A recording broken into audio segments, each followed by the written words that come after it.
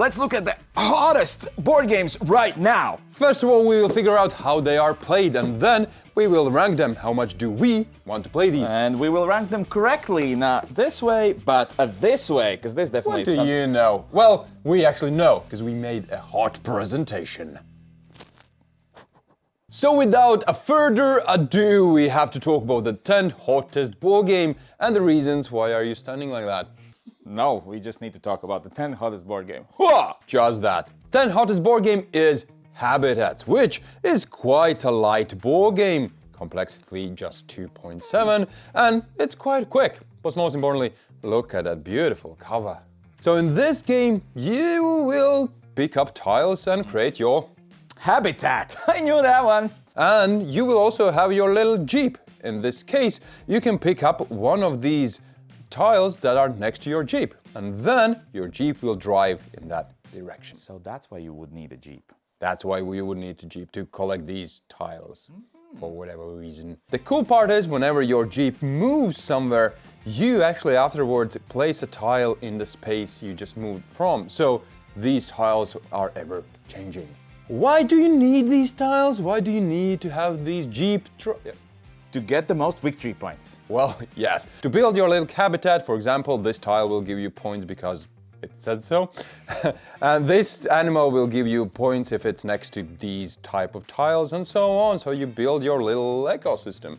And, well, that's kind of it, except, well, there's also other scorings based on the seasons and rounds and so on. Drive your Jeep, get some habitats and animals and build your own ecosystem. Simple enough. Get points. Why it's so hot, mister? It's on Board Game Arena. Now you can actually play a digital version of it on Board Game Arena. So everybody's playing it, everybody's tagging it, everybody's looking at it. It's hot. Trust me. How much do we want to play it? Let's figure that one out. We know it's good, right? We know that's pretty good. It's not maybe spectacular, but it's light, simple, looks good. I mean, I feel like I've seen all the things happening there in other games. I mean, it's a good package, but maybe not as exciting as the other games coming up. Trust me, next game is quite exciting. Number 9 on the hotness list is a game that hasn't come out yet, but it is based on a game that has come out. First, let us tell you about the game that has come out, and then we'll talk about this. Which I really love. Let's go. In this Euro game, you are a corporation that has come to terraform Mars. Mars. Obviously, like anything in life, you do that to score the most victory points. The game is driven by this huge pile of cards. Each player will get a hand of cards, and the players will be drafting those cards to play later. Whenever you play a card, you have to pay for it with your own money and then adjust resources accordingly. For example, here you have to pay electricity to get some heat. Makes sense, right? Because it's the hottest board games video. Woo! So by building up your own industry, you will be able to terraform Mars and grow forests there or build even big cities. This is mine, see? And you keep doing that, building up Mars until the temperature rises, until all oceans are made, and hopefully you get tons of victory points. So what is the biggest difference between Terraforming Mars and Legacy of Mars? This has not come out yet. Okay. Second biggest difference, good, you're paying attention. Second biggest difference is that it's a campaign game. Why am I using air quotes, not space quotes? Never mind, this is getting cringy. Very awkward. We will be getting these missions that we'll be completing each time we play. And those missions will give us specific rules, new components, and some things to add to our campaign sheet. So essentially, we're going through a campaign. But for me, it feels like those are just 4 expansions stuck inside this box. Because you can reset it easily. There's nothing that, make changes or anything. So definitely not a legacy, yeah. It's more like just Mars. I first heard of this like 3 years ago or something. First rumors of this. And I was super hyped. I thought this is such a good idea. Now, what do you think? Terraform Mars is one of your top 10 games of all time, right? Yeah. I've played this twice many years ago. So my excitement for this is 0. So if you ask me, I'd put it here. All the way here. Okay. No. But you're more objective in this case. Okay. we'll take the easy way out, which means there are these habits, right? I would rather try Legacy of Mars than habits. Let's move on to, again, a little simpler games. This one is called The Secret Valley and is not that complex, again, and pretty quick. And not that secret, since everybody knows about it right now. And it's also in 2021. Why do you have old games? Shouldn't it be like the hottest list? What is this? It is because there's a new version coming out, but I'll tell you about it a little bit later. But in general, this is a communal tableau building game. Okay. What that means, tableau, you play cards on the table, and communal means that, well, everybody are playing those cards together and creating a single ecosystem. What do you do? It's similarly to Terraforming Mars. You draft cards. You have these cards, then you take one of these cards and pass the rest of them to other players. And hopefully at the end of the game you will have a handful of good cards because you're a professional, right? You draft well. Then there's the second phase where you actually take those cards and play on the table and place your little chips on these cards. So everybody knows that that's your card, okay? I drafted it. It's mine. We got it. Your chip's there. We got it. And you will score points based on those cards, whatever they say. They might get points for if they're next to something or next to something else and so on. Not next to something or something else? Yeah, exactly. Got it. So they all will have their own counting ways. Why it's hot right now? Because it actually was only available in Spanish in Argentina. Okay. And now there's like a worldwide release in English, The Secret Valley. And people have told good things about it.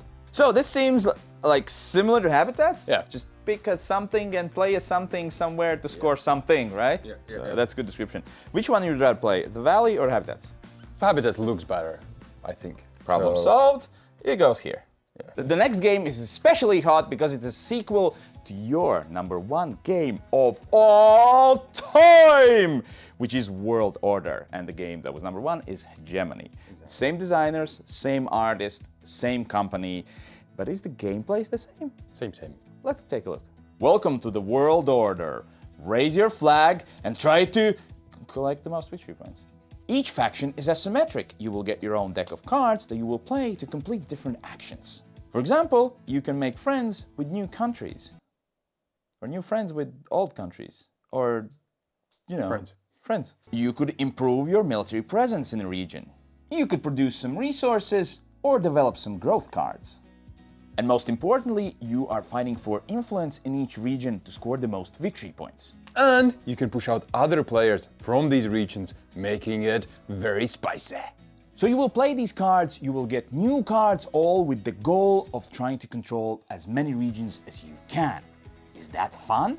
Let's go rank it. So this is my favorite board game of all time. Was last year for sure. It's my baby. I love this game. And this is the new edition. Yeah, kind of a sequel, but not really. Did we like it? How excited are we to play it again? Well, it's quite different. We have played it quite a lot of times already.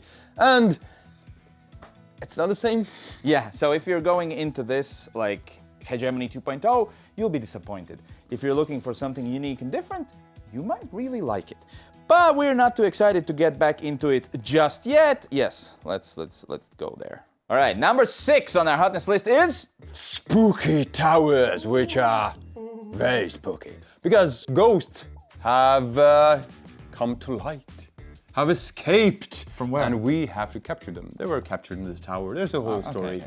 It really doesn't matter because it's actually a super light, simple, quick war game that's very highly rated. That's the whole premise. You will have these ghosts and you have to capture them. Here are the ghosts that you have to capture, and the only way how to capture them is obviously call the Ghostbusters. Yeah, that, or roll 2 dice and then flip some cards.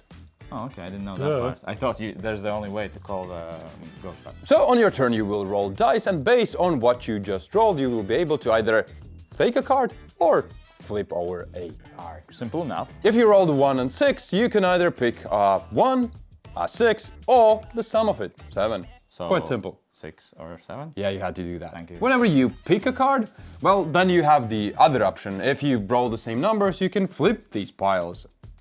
Oh, just like it says on the screen. Yeah, so if you roll these, you can either flip the sum of both of those dice or just the one.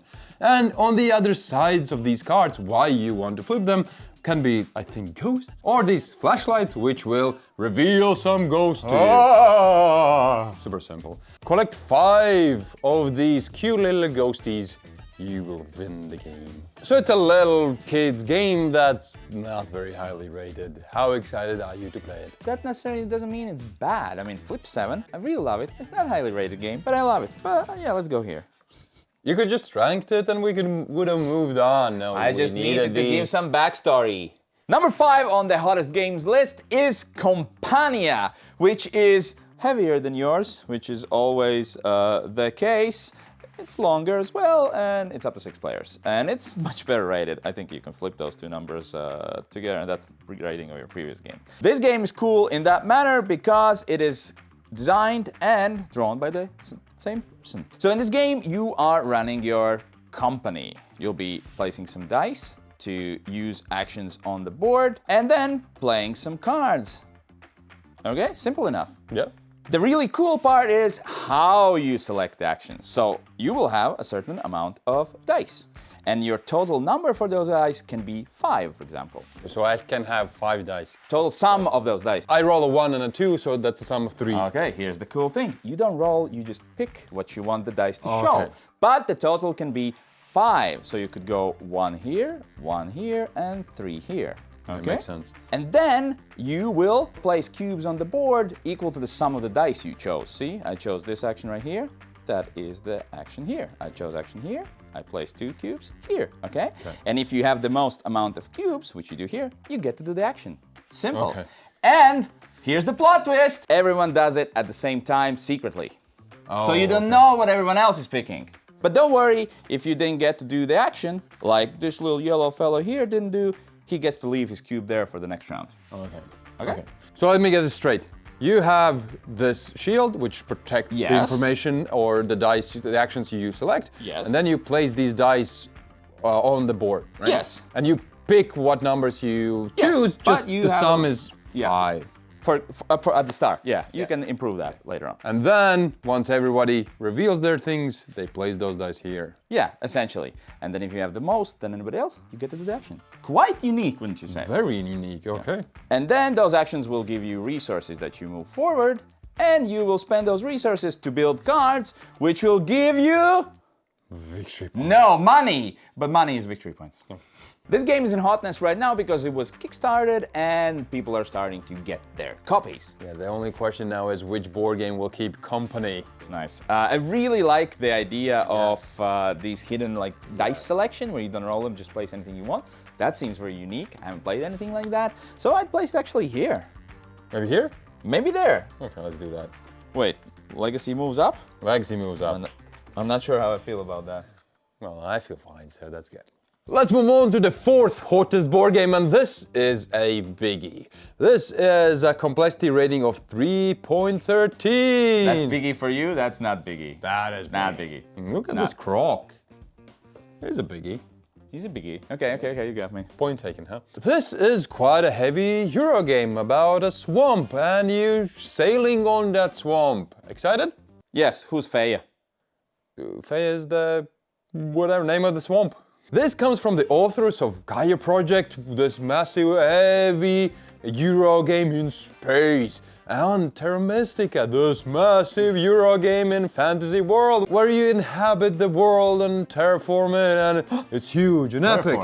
Exactly. And after these cool themes, now the new game where you fish. In this game, as I said, you will be able to have your little ships and then Does Feya know we're in her swamp? Yeah. I don't know.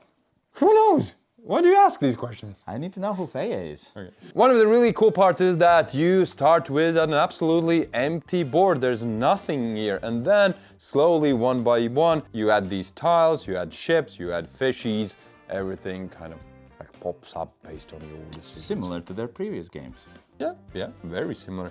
And all of that happens based on you placing your little workers on these action spaces. If you place a worker, for example, here, well, you can do this action.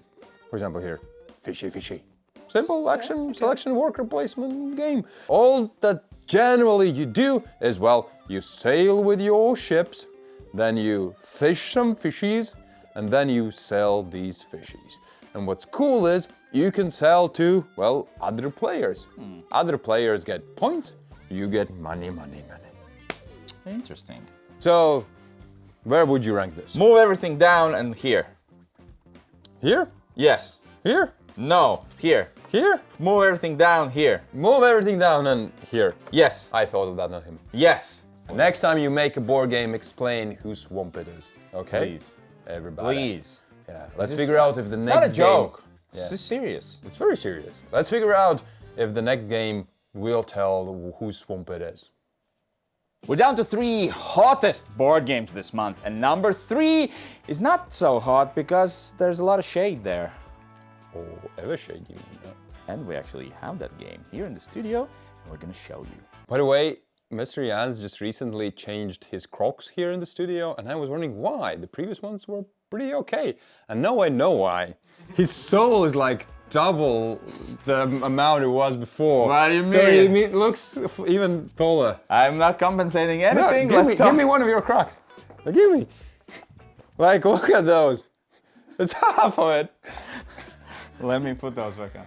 Anyways, let's talk about Lands of Evershade. Create your hero and go on an amazing adventure in this unique land of Evershade. Lands of Evershade is a story-heavy board game. Imagine Dungeons & Dragons, but the game master is this book. You will have your adventures on this map of the current area.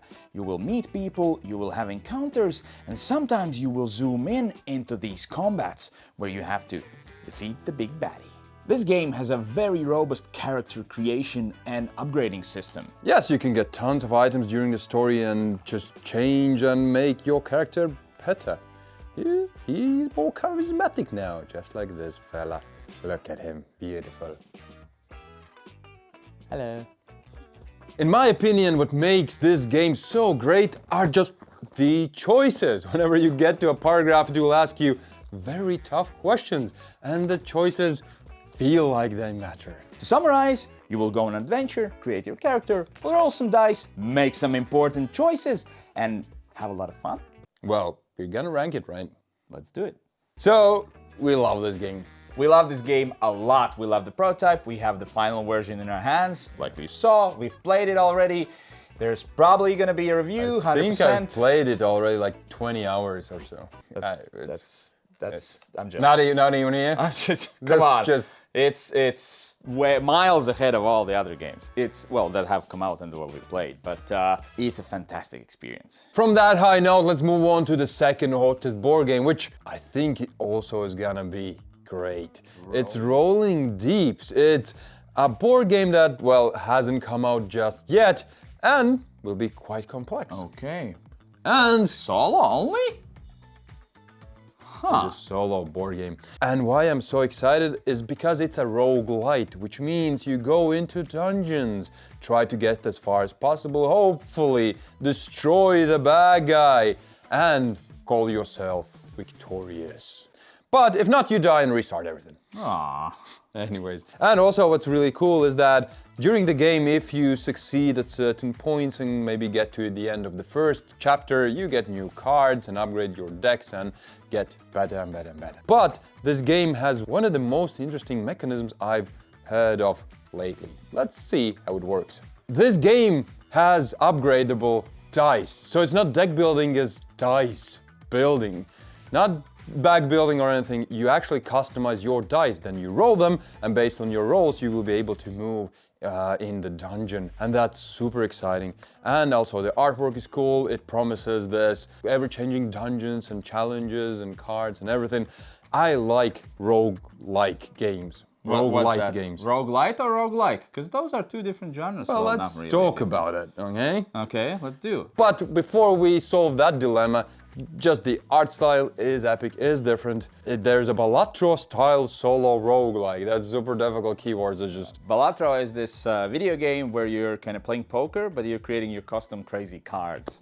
In this case, it's gonna be crazy looking dice. Yeah. And yes, you will be able to upgrade your cards, buy different like potions, buy new dice sides and so on. So get better with time, which sounds bloody Fantastic. And yes, the most important question, do you know, Mr. the difference between roguelike and roguelites? Because it turns out those are two different things. So I think roguelike, the first one, is when you die, you reset everything, and that's just, you replay everything. You don't get to keep anything. But roguelite, you maybe get to keep something. Well, I thought so too before, but actually, the roguelike are games based on this old video game called Rogue, where you went into the dungeon. Trust me, this is a dungeon. Okay. Okay, and you try to beat bosses, and if you die, you die. So roguelikes is everything in a dungeon, and you reset everything, and it's turn-based. Those are the prerequisites for it. And roguelike are games that break any of these three settings. So it's not in a dungeon, and it's not turn-based. From all of these? Yeah, it's here, number 2. Yeah. It's super exciting. And we like different games, unique games, something that surprises us. And dice building, haven't seen that before. Really. I have seen in 2 other games. Yeah, but still a lot to like, I hope. Indeed. Number 1, the hottest of the hot board games of the month. What is it? It's Terraria, the board game. All right. It is 120 to 180 question mark. So the biggest by far thing that people have been saying, it's impossible to finish that game. Okay. So I put down the time that they say, but put 2 question marks because it doesn't seem like it is true. It is quite heavy. You can play it solo, up to 4 players, cooperatively. So what actually is Terraria, the board game? And obviously we know it's a board game. It's because it's based on this video game where you will craft little things, go into dungeons to get resources, fight monsters, so you can craft more things. Then in the board game, you will build different things, go into dungeon to get items and resources to build more things. Wow, Seems pretty truthful. I mean, seems like a lot. It does take a lot of table space. When you get those resources, you can create items with those resources, and those resources will give you better actions. What I mean by that is that this is a deck builder where you will play cards to do actions. So for example, with this item, I can spend one of my green bubbles to do one of this action. This game was kickstarted, and it collected a whopping 1.6 pounds sterling, which is a lot. I think if you put an IP on a game these days, it's gonna earn a lot of money. Yeah. So why is this game in hotness, you ask? Here we go. There is a very interesting review by, no pun included, you're gonna do that again. Okay, of course you're gonna do that. By Mr. Efka from No Pun Included review, where he outlines why this game, like it says here, is bad. Have you seen that review? I haven't known, but... I haven't either, but go ahead, watch it, and let us know, do you agree with him or not? How about let's move on to how excited are we to play this? Let's figure it out. Is it weird that I want to play it more now? It is weird, but I get why. Minecraft is one of your, if not the favorite video game, right? Yeah. So crafting genre, and we recently talked about Valheim, which is also a crafting like a board game, so feels like this is right up your alley. Here or here, for me. What about you? You go, because these both are your games. Yeah. Well, this should be better. It looks like bad, but I think this should be like a better game. And this is just personally, I like some challenges. All Mr. right. Savage just did this behind the camera. Why? I think he's Explain yourself. glitching out. He's glitching out. Yeah, it's been a long day. It's been a long day. Anyway, so these are the games that we're excited to play, and in this order, these are the hottest games this month. Which of these have you tried to play? Do you agree with our ranking? And is Terraria really that bad? And should he play it? Yeah, let's figure all of those questions out. And while we do that, please support the channel because we make these videos every single month. It takes a lot of time, effort, and we love doing it. And the only way we can continue is if you send a little bit of money. We really highly appreciate it.